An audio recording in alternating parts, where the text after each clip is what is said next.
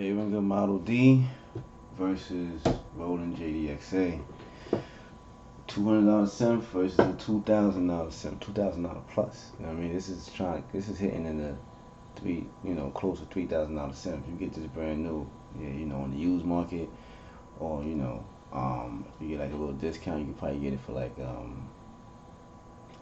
thousand and change, close to 2,000.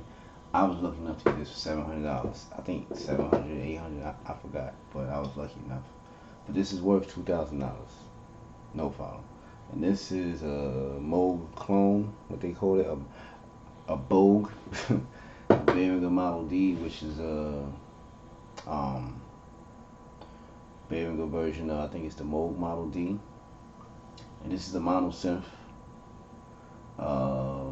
Great for bass sounds, leads, pretty good for pads and drones. And this is a hybrid analog synth, digital analog synth. Great for everything, honestly. So you might be asking yourself, why would I even compare these two? What's there to even talk about? Anyone who's had a Model D can tell you that there is something to talk about. This might cost 10 times more than this. This might be 10 times less than this.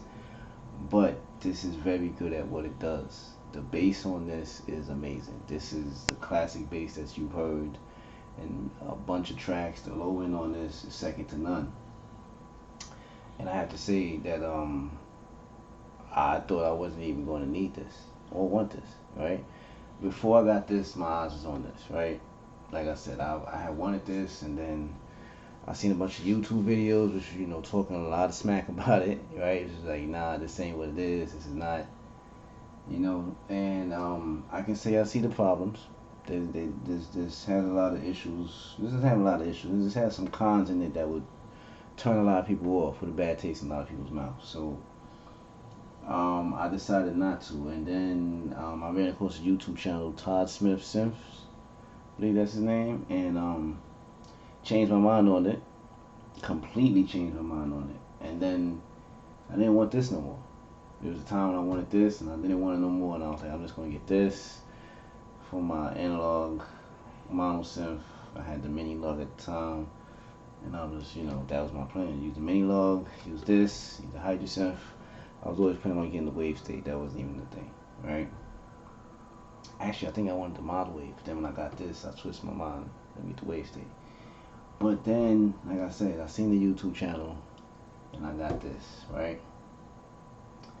Changed my mind. When I got this, first thing I did was go to the bass. Because I was like, if this has great bass, I don't need the Model D no more.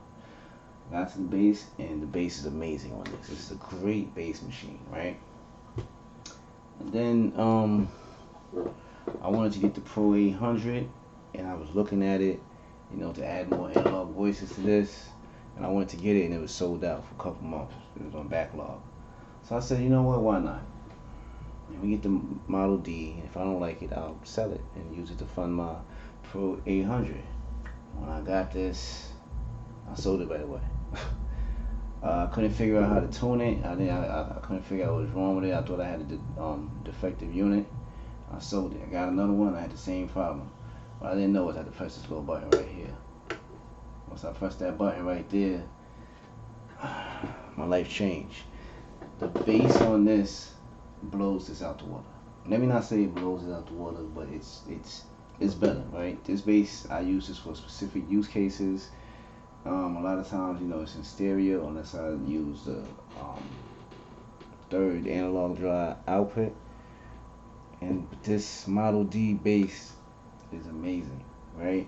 It's also gives you that classic West Coast G-funk sound, and it just seems like you can't go wrong with this. You want some hip hop bass, you want some trap bass, you want some classic sub bass, Florida bass, the Memphis bass, the Atlanta bass. Many different uses for this Moog style bass. It's gonna get the job done, I promise you.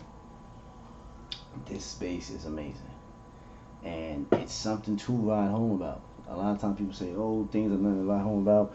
This is that same when I can say this is something to ride home about. And this bass actually, I don't even use this bass as much anymore. I do for a lot of specific cases, And sometimes the bass on this is too overpowering, so I know I could just dial this up. And it has its use though, but the bass on this is amazing. The leads on this is great too, you know. Another thing about this, it's compact, right? This is huge. This is like twice this area right here is like twice the size of this, right? Not to mention the keyboard. Another thing about this is, and I kind of wish I would have knew this before, synths like this that don't have any presets are very good to start off with. Why? Because they force you to learn the machine. I know way more about synths now that I got this than from before. And I had the mini log, has presets. You see, I still got the Jdxa synth, and I got my hands on this, and I still, I was learning, but a lot of times when I got frustrated and I just choose a preset. This, I have to know how to use this. If I want a sound, I gotta dial it in. There's no presets. It's great that the settings stay the same, because I think the mini log settings don't stay the same. If I turn off the mini log, whatever settings I had it on, it's not gonna stay the same when I turn it back on. But these settings stay the same, to the point of, honestly, I don't even need this up here. I could put this on my rack mount, and I don't gotta change any parameters. I have it set up exactly how I want. Only thing I would do is take out the oscillators. This has 3 oscillators, so I would just, if I want to use 1, 2, or 3, I would just press the button to use it. Other than that, I don't ever have to touch the parameters on this anymore. That's how good of a synth it is. It does its job very good. Very good, right? I think I said before, this is like an uncle. This is like that uncle who knows how to fight and knows how to get girls. But that's it. He don't got no good advice how to get a job. He can't tell you how to save money.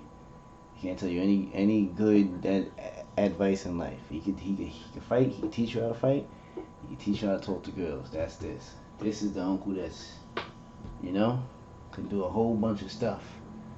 But, like I said, don't got his license. I think I said that before. It's the uncle that don't got his license, but got a car. And you're like, yo, go get your license. You're like, nah, I don't want my license. That's what this is, The cons in this, like I said, throw a lot of people off, and I see why. For something that costs thousands of dollars, the mod matrix should be up to par. It should be great. Like most synths that cost $2,000 and change. And the sequencer should be way better. I found use for the sequencer though. Once I figured out how to get the sequences to also play internally and externally, I found use for this. But it doesn't change the fact that this should have a better sequencer. I think I was watching a video and they was talking about the Sequential Pro 3 has one of the best sequencers on the synth. And they was talking about how most synths don't have good sequencers. The problem with this not having a good sequencer is because its little brother, the Jdxa, has a great sequencer. So there's no reason why this, which is the upgraded version, should have a bad sequencer. Things like that are things that turn people off from this synth, Some people don't like the coloring, because you're standing up looking at it, you can't see a lot of parameters. You gotta just remember what stuff is though. But there are free overlays that you can get from Roland if you just email them. So it's not a problem. But yeah, man. Like I said, this is a good synth. It does what it does very good. This does what it does very good also, but also has some problems. The menu diving in is a little annoying, right? No modulation matrix is terrible, and the sequencer is nothing to ride home about. See, I got to use that saying, right? So, definitely take that into consideration when it comes to these two synths. Don't sleep on a $200 synth all the time. Sometimes they're great, they do what they do, and sometimes the $2,000 synth might frustrate you more than this. It makes it makes you happy. That's not the case with me. I love the Jdxa. It's possible maybe if this was my only synth, I might be a little frustrated because there'll be things that I can't do. But most of my synths don't have a sequencer, so I'm not mad at this for having a bad one. I had the MPC for a sequencer. I got the RS7000. If I really want to, I could use FL Studio, so that's not my problem. That's not a problem that really affects me. But yeah, man. Shout out to the Model D. Shout out to the Jdxa. Shout out to the Model D for being a synth that virtually has no problems with it. I don't have any problems with it. I think the only thing I would want is this has an external input. I wish it was bigger so I could, you know, plug my synths into it, and without having to, you know, get the little smaller wire. But yeah, I think this is like out of a 10. This is like a 9.5 out of a 10, and for me, this is a 9 out of a 10. Some people would say an 8.5, 8, but I would say this is a 9, right? I mean, the sounds you get out of this is amazing. The versatility you get out of this is amazing. I would never sell this synth. This would be the last synth that I would sell. If I had to sell everything here, or all my synths, and I could keep my glue boxes, I'd sell the Hydra synth, Model D, and Wave State. Without a question, I'd keep this. If I had to sell all my glue boxes, if I had to sell everything here, I might still keep this, because this is a great, it'd probably be between this and the RS7000, because these are machines that are just amazing in what they do, and they're very creative too. But that doesn't mean that the other synths I have aren't amazing as well. So, you know, Model D versus Jdxa, which one is better? I'm going to say the Jdxa, but don't sleep on this. And if it wasn't for the cons, the small gripes that people have with this, which are very understandable, this wouldn't even be a conversation. I mean, let me not say that, because the bass in this is still dope, right? The Model D bass is still, it's if they put bass in a dictionary, things like this will pop up. The Moog Model D, BEHRINGER Model D, this is what it is, right?